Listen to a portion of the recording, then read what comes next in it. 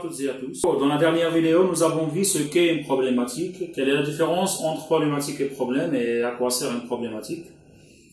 Dans cette vidéo, je vous explique les composantes d'une problématique, autrement dit, comment problématiser un sujet de recherche.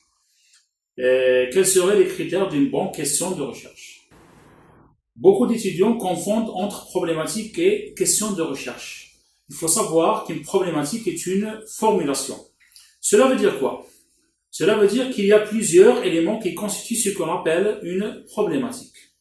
D'après mes lectures, ces éléments sont les suivants.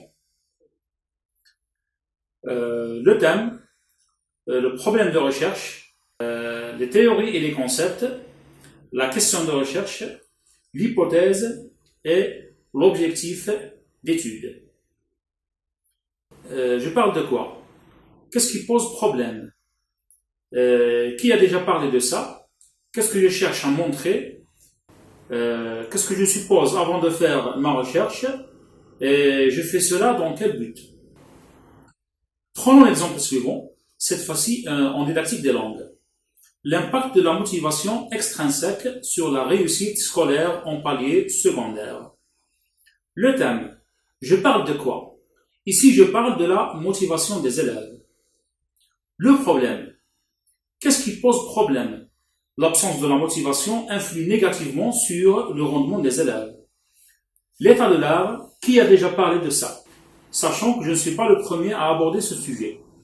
Quelques auteurs comme Jacques Tardif, Andrea Adam, Gillian Byrne. La question de recherche. Qu'est-ce que je cherche à montrer? Ici, j'explique mon problème par une question claire. Je vous donne un exemple. Quel type de motivation influe le plus sur le rendement des élèves en secondaire? L'hypothèse maintenant. Ce que je suppose avant de faire ma recherche. Je suppose que la motivation extrinsèque joue un rôle majeur sur le rendement des élèves, et ce, plus que la motivation extrinsèque. En finale, je propose l'objectif. Je fais cela dans quel objectif?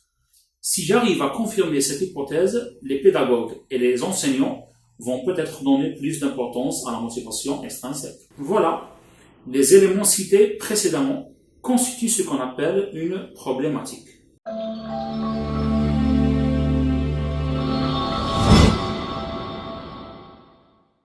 Comme nous l'avons vu, la question de recherche est un élément qui fait partie de notre problématique.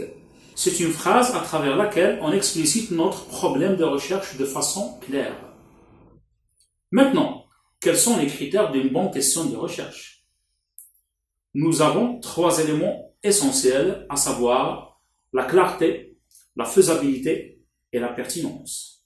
Pour la clarté, ma question doit être comprise au premier niveau de lecture.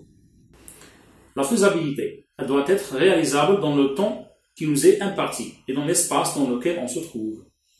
Et enfin, la pertinence. Elle ne doit pas inclure un jugement de valeur.